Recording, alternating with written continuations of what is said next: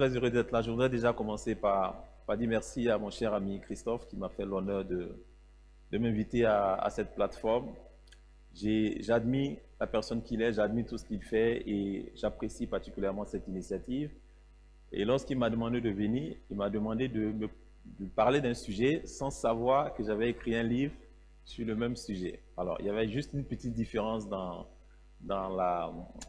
l'expression du thème. Il a parlé du pouvoir de la discipline. Moi, j'avais déjà écrit un livre sur le pouvoir de l'autodiscipline. Et pour la petite histoire, en 2014, j'avais déjà découvert, j'étais déjà engagé en tant que coach formateur. Et je me rappelle que ce jour-là, je réfléchissais à beaucoup de choses, comment je pouvais faire pour m'en sortir, parce qu'à l'époque, je vivais énormément de difficultés. Et j'ai comme ça compris que, en fait, j'avais besoin d'une clé. Une clé comme une clé lorsque vous arrivez devant un grand portail qui est très grand, qui peut être peut-être 100, 200 fois votre poids, mais avec juste une petite clé, vous pouvez débloquer cette porte. Et cette clé-là, j'ai compris simplement que c'était justement la discipline. La discipline, pourquoi? Parce qu'avec la discipline, on peut briser toutes les barrières. Et je vous expliquerai tout à l'heure pourquoi c'est important justement de pouvoir intégrer la discipline comme valeur. Et quand j'ai compris ça en 2014, j'étais tellement enthousiaste de découvrir qu'avec la discipline, on pouvait tout accomplir. Je me suis engagé à en parler. Donc au départ, j'avais déjà commencé à écrire des formations que j'ai animées. J'ai même fait un CD audio à l'époque où je parlais de discipline, où je parlais de comment justement se discipliner et devenir une meilleure personne et accomplir plus de choses. Et c'est dans le prolongement justement de cette discipline que je me suis engagé à écrire un livre. D'ailleurs, à l'époque, je n'étais pas un gros lecteur, je n'étais pas du tout écrivain. Ceux qui me connaissent depuis longtemps, vous allez voir que même mes premiers écrits étaient très grossiers. Je n'avais pas une bonne plume, j'étais très barbare dans ma manière d'écrire. Vous voyez, à l'époque, quand j'écrivais, souvent, je pouvais même écrire avec plein de fautes. Et pourquoi? Parce que ce n'était pas mon truc, en fait, l'écriture. Mais j'ai fini par écrire ce livre-là en 2015. Il a été publié en 2015, je l'ai commencé en 2014, je l'ai fini en début 2015. Il a été publié vers juin 2015. Alors, si moi qui n'avais aucune notion, pas de notion en tant que tel, qui n'était pas écrivain à la base, qui n'avait pas été un gros lecteur, a fini par écrire un livre juste avec une qualité, je crois que si on a de la discipline, on peut tout accomplir. Vraiment tout accomplir. Et donc, justement, dans la suite de l'histoire, j'ai fini par écrire le livre et c'est l'un de mes livres les plus appréciés jusqu'à aujourd'hui. C'est vrai qu'on l'a réédité en 2018, mais c'est un livre qui a aidé énormément de personnes et beaucoup de gens en parlent. Et donc, après ça, j'ai sorti plusieurs livres et j'ai juste compris qu'avec de la discipline, encore une fois, on peut tout accomplir. Et je crois que c'est de ça qu'on va parler.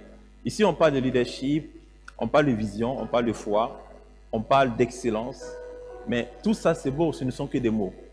En fait, ces valeurs-là sont disponibles pour tout le monde, un peu comme l'oxygène. L'oxygène est disponible pour tout le monde, mais si vous n'avez pas vous-même une discipline pour respirer correctement, vous allez passer à côté. Et si vous mourrez, ce sera la faute à qui? À vous-même. Donc, la grâce est là, les valeurs sont là, l'excellence est là. C'est qu'est-ce que nous allons en faire? Comment nous allons exploiter justement ces valeurs-là? D'ailleurs, ce livre, le voici.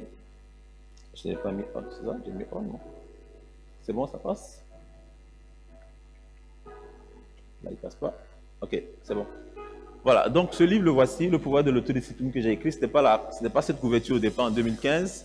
C'était lors de la réédition, la nouvelle édition, qu'on a mis cette couverture.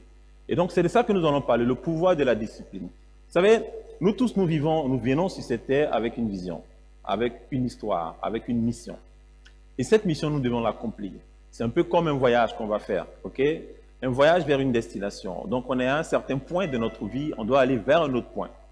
Et pour faire ce voyage, il faut un itinéraire. On est d'accord? Pour quitter chez vous, venir ici, il vous fallait un itinéraire. S'il n'y avait pas de voie, vous ne pourriez pas faire le trajet venir ici. Mais il se trouve que l'itinéraire qui est tracé pour vous, vous avez besoin de le suivre. Si vous sortez de l'itinéraire, non seulement vous pouvez avoir des problèmes, parce que vous allez aller sur des chemins qui ne sont pas des voies tracées pour la circulation, mais vous pouvez vous perdre sur la route et ne jamais arriver à destination. Et la discipline, en fait, c'est cette qualité-là qui vous permet de pouvoir tracer ce chemin-là devant vous et de rester dans le chemin jusqu'à destination. Beaucoup de gens parmi nous ont d'énormes potentiels. Les gens qui réussissent ne sont pas les plus brillants. Les gens qui réussissent ne sont pas les plus nantis en termes de capacité, en termes d'avantages sociaux. Les gens qui réussissent sont les personnes qui sont disciplinées. Et je disais dans mon livre que la discipline est la seule qualité qui est invincible. C'est-à-dire, si vous l'avez, rien ne peut vous arrêter. Vous allez le comprendre plus tard. Et donc, j'ai écrit ce livre. J'ai écrit d'autres livres que voici. Bon, elle les a cités tout à l'heure. Ce sont les couvertures qui sont là. Ça, c'est mon dernier livre. Je vous envoie à cette image. C'est une image que j'aime beaucoup utiliser. Et vous voyez un arbre. Et avec cet arbre, il y a ce que vous voyez au-dessus, ok, en couleur rouge. Ce sont des fruits. Les fruits de l'arbre. Et très souvent, quand vous avez des fruits sur un arbre, vous pouvez les apprécier comme ne pas les apprécier. Mais disons que vous avez un arbre dont vous n'appréciez pas les fruits. Ce que vous allez vouloir faire ou ce que vous allez penser à faire, ce sera peut-être de changer les fruits pour avoir des fruits beaucoup plus agréables. Et dans la vie de chacun de nous, il y a des fruits. Et ces fruits-là sont les résultats que nous avons. Et ces résultats-là peuvent être de plusieurs ordres. Ça peut être peut-être des résultats financiers, des résultats professionnels, des résultats relationnels, des résultats de famille. Donc on vit avec des résultats. Mais quand on demande à la plupart des gens comment ils ont fait pour être là, la plupart des gens vont pointer le doigt sur quelqu'un d'autre. Ils vont pointer le doigt sur des circonstances. Ils vont pointer le doigt sur le gouvernement. Ils vont pointer le doigt sur le fait que l'Afrique a subi l'esclavage, que ce sont les Blancs qui nous manipulent. Donc on sort toutes sortes de raisons que nous on appelle assez souvent des excuses pour justifier pourquoi on est là. Mais la réalité, quand on revient justement à l'image de l'arbre, on va se rendre compte que l'arbre, pour donner des fruits, il a fallu quelque chose. Et cette chose-là, personne ne la voit. Quand vous prenez un arbre, vous voyez ses fruits. Mais qu'est-ce qui donne les fruits d'un arbre? C'est la graine ou les racines, on est d'accord. Mais personne ne voit ça. Tout le monde voit les fruits.